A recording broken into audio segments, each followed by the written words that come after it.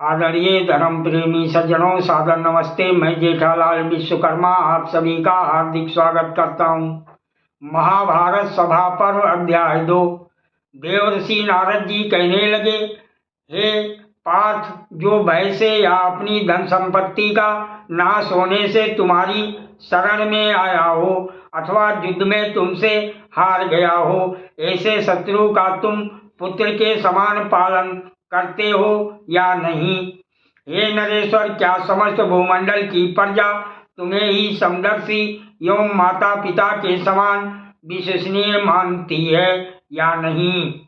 हे शत्रु संतापक, शत्रुओं के राज में जो प्रधान योद्धा हैं, तुम उन्हें छिपे छिपे यथायोग रतन आदि भेंट करते रहते हो या नहीं? हे कुंती नंदन, क्या तुम पहले अपनी नेत्रादि इंद्रियों और मन को जीतकर ही प्रमाद में पड़े हुए अजितेंद्रिय शत्रुओं को जीतने की इच्छा करते हो या नहीं? हे महाराज, तुम अपने राज्य की नींव को दृढ़ करके ही शत्रुओं पर धावा करते हो या नहीं? उन शत्रुओं को जीतने के लिए पूरा पराक्रम प्रकट करते हो या नहीं? उन्हें जीतकर उनकी पूर्ण रूप से रक्षा भी करते हो या नहीं? क्या 8 अंगों और 4 प्रकार के बलों से युक्त तुम्हारी सेना सुयोग्य सेनापतियों द्वारा अच्छी प्रकार संचालित होकर शत्रुओं का संहार करने में समर्थ होती है या नहीं? तुम्हारे धन भंडार, अन्न भंडार, वाहन, प्रधान द्वार, अस्त्र शस्त्र तथा आय के साधनों की रक्षा एवं देखभाल तुम्हारे कल्याण के लिए सदा प्रयत्नशील रहने वाले स्वामी भक्त मनुष्यों द्वारा ही की जाती है या नहीं? क्या तुम्हारी आय के 1/4 या आधे अथवा 3/4 भाग से तुम्हारा सारा खर्च चल जाता है या नहीं? क्या तुम अपने आश्रित कुटुंब के लोगों, गुरुजनों, वृद्धों, व्यापारियों, शिल्पियों तथा दीन दुखियों को धन्य दान देकर उन पर सदा अनुग्रह करते रहते हो या नहीं? हे राजन, तुमने ऐसे लोगों को तो अपने कार्यों में नियुक्त नहीं कर रखा है जो लोभी, चोर, शत्रु अथवा व्यवहारिक अनुभव से सर्वथा शून्य हो। चोरों, लोभियों, राजकुमारों अथवा राजकुल की स्त्रियों द्वारा अथवा स्वयं तुम्हारे द्वारा ही तुम्हारे राज को पीड़ा तो नहीं पहुंच रही है। क्या तुम्हारे राज्य के किसान संतुष्ट हैं? क्या तुम्हारे राज्य के सभी भागों में जल से परिपूर्ण बड़े बड़े तालाब बनवाए गए हैं? केवल वर्षा के पानी के भरोसे ही तो खेती नहीं होती है। तुम्हारे राज्य के किसान का अन्न या बीज तो नष्ट नहीं होता। क्या तुम प्रत्येक किसान पर कृपा करके उसे 1 रुपया सैकड़े ब्याज पर ऋण देते हो? तुम्हारे राष्ट्र में श्रेष्ठ पुरुषों द्वारा वार्ता, कृषि, गोरक्षा तथा व्यापार का काम तो भली भांति किया जाता है या नहीं? क्योंकि वार्ता वृत्ति पर आश्रित रहने वाले लोग ही सुखपूर्वक उन्नति करते हैं। हे राजन, क्या तुम रात्रि के प्रथम प्रहर के पश्चात जो प्रथम 2, दूसरे, तीसरे प्रहर हैं, उन्हीं में सोकर तथा अंतिम प्रहर में उठकर धर्म एवं अर्थ का चिंतन करते हो या नहीं?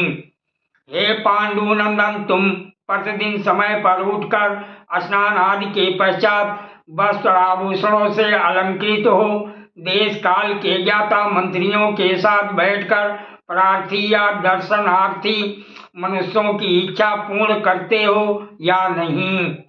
हे शत्रु दमन, क्या लाल वर्दी धारण करने वाले अलंकारों से सम अलंकृत योद्धा अपने हाथ में तलवार लेकर तुम्हारी रक्षा के लिए सब ओर उपस्थित रहते हैं या नहीं? हे पार्थ, क्या तुम औषध सेवन व पथ्य भोजन आदि नियम पालन से, दैहिक तथा वृद्धजन सेवा से मानसिक संतापों को सदा दूर करते रहते हो या नहीं? तुम्हारे वैद्य अष्टांग चिकित्सा में कुशल, हितैषी, प्रेमी तथा तुम्हारे शरीर को स्वस्थ रखने के प्रयत्न में सदा संलग्न रहने वाले हैं या नहीं। तुम्हारे नगर अथवा राज्य के निवासी संगठित होकर तुम्हारे साथ विरोध तो नहीं करते, शत्रुओं ने उन्हें किसी प्रकार घूस अथवा रिश्वत देकर खरीद तो नहीं लिया है। क्या सभी मुख्य भोपाल तुमसे प्रेम करते हैं या नहीं? क्या वह तुम्हारे द्वारा मान सम्मान पाकर तुम्हारे लिए अपने प्राणों की आहुति दे सकते हैं या नहीं? क्या तुम्हारे मन में सभी विद्याओं के प्रति उनके गुणों के अनुसार आदर का भाव है या नहीं? क्या तुम ब्राह्मणों तथा साधु संतों की सेवा शुश्रूषा करते हो जो तुम्हारे लिए शुभ एवं कल्याणकारी है? इन ब्राह्मणों को तुम सदा दक्षिणा आदि देते रहते हो या नहीं, क्योंकि वो स्वर्ग और मोक्ष को प्राप्त कराने वाली है। हे युधिष्ठिर, तुम नास्तिकता, झूठ, क्रोध, प्रमाद, दीर्घ सूत्रता, ज्ञानियों का सत्संग न करना, आलस, 5 इंद्रियों के विषयों में आसक्ति, प्रजा कार्यों के संबंध में अकेले ही विचार करना, अर्थशास्त्र को ना जानने वाले मूर्खों के साथ विचार विमर्श करना, निश्चित कार्यों के आरंभ करने में विलंब या टाल मटोल, गुप्त मंत्रणा को सुरक्षित न रखना, मांगलिक उत्सव आदि न करना और एक साथ ही सभी शत्रुओं पर आक्रमण कर देना। इन राज संबंधी 14 दोषों का त्याग तो करते हो या नहीं? क्योंकि इन दोषों के कारण दृढ़मूल राजा भी नष्ट हो जाते हैं। क्या तुम्हारे वेदाध्ययन सफल है? क्या तुम्हारा धन सफल है? क्या तुम्हारी स्त्री सफल है? और क्या तुम्हारा शास्त्र ज्ञान सफल है? युधिष्ठिर ने पूछा, हे देव ऋषि, वेद कैसे सफल होते हैं? धन की सफलता कैसे होती है? स्त्री की सफलता कैसे मानी गई है? और शास्त्र ज्ञान कैसे सफल होता है? नारद जी ने कहा, हे राजन, वेदों की सफलता अग्निहोत्र से होती है, दान और भोग से धन सफल होता है, स्त्री का फल है रति और पुत्र की प्राप्ति तथा शास्त्र ज्ञान का फल है शील और सदाचार। महर्षि वैशंपायन जी कहते हैं, हे राजन, ये कहकर महातपस्वी देवर्षि नारद मुनि ने धर्मात्मा युधिष्ठिर से पुनः इस प्रकार प्रश्न किए। नारद जी ने पूछा, हे राजन, तुम्हारे कर लेने वाले कर्मचारी लाभ उठाने के लिए दूर से आए व्यापारियों से ठीक ठीक कर वसूल करते हैं या नहीं? अधिक कर तो नहीं लेते। हे महाराज, वे व्यापारी लोग आपके नगर और राष्ट्र में सम्मानित होकर बिक्री के लिए उपयोगी सामान लाते हैं या नहीं? उन्हें तुम्हारे कर्मचारी छल से ठगते तो नहीं है? हे तात, तुम सदा धर्म और अर्थ के ज्ञाता तथा अर्थ शास्त्रज्ञ बड़े बूढ़े लोगों की धर्म और अर्थ से युक्त बातें सुनते रहते हो या नहीं? हे महाराज, क्या तुम्हें किसी के किए हुए उपकार का पता चलता है? क्या तुम उस उपकार करने वाले की प्रशंसा करते हो? क्या तुम साधु पुरुषों से भरी सभा में उस उपकारी के प्रति कृतज्ञता प्रकट करते हुए उसका आदर सत्कार करते हो या नहीं?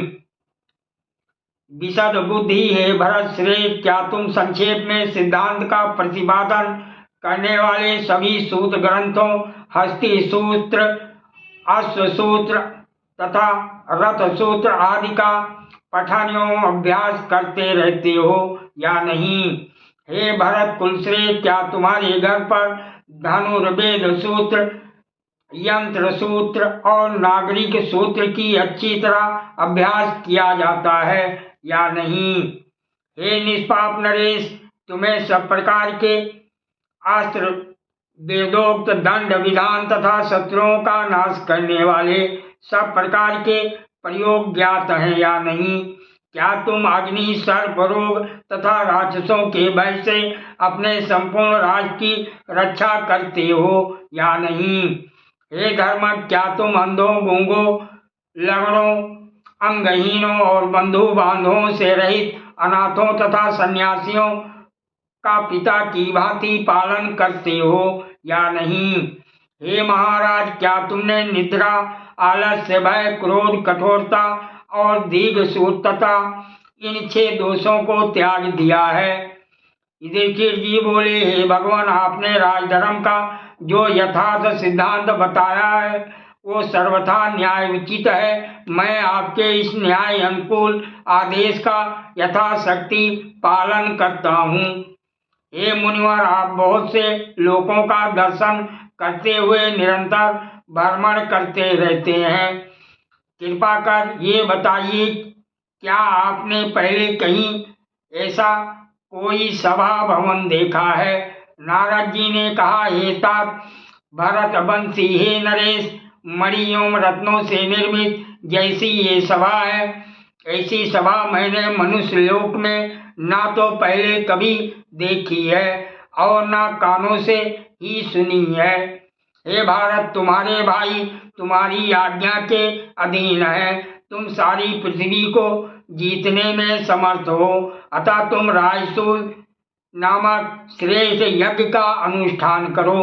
हे राजन, इस महान यज्ञ में बहुत से विघ्न आने की संभावना रहती है, क्योंकि यज्ञ विनाशक ब्रह्म राक्षस इसके छिद्र ढूंढते रहते हैं। इसका अनुष्ठान करने पर कोई ऐसा निमित्त भी बन जाता है जिससे पृथ्वी पर विनाशकारी युद्ध उपस्थित हो जाता है, जो क्षत्रियों के संघात और भूमंडल के विनाश का कारण होता है। हे राजेंद्र, यही सब सोच विचार कर जो तुम्हें हितकर जान पड़े वही करो। चारों वर्णों की रक्षा के लिए सदा सावधान और उद्यत रहो। संसार में तुम्हारा अभ्युदय हो, तुम आनंदित रहो और धन से ब्राह्मणों को तृप्त करो। अब मैं यहाँ से द्वारिका जाऊंगा, अतः तुमसे अनुमति चाहता हूँ। महर्षि वैशंपायन जी कहते हैं, हे राजा, हे राजन जन्मेजय जी, कुंती कुमारों से ऐसा कहकर देव ऋषि नारद जी जिन ऋषियों के साथ वहां आए थे उन्हीं से घिरे हुए वापस चले गए। नारद जी के चले जाने पर कुरुश्रेष्ठ कुंती पुत्र राजा युधिष्ठिर अपने भाइयों के साथ राजसूय नामक श्रेष्ठ यज्ञ के विषय में विचार करने लगे। सादर प्रणाम। जय श्री कृष्ण।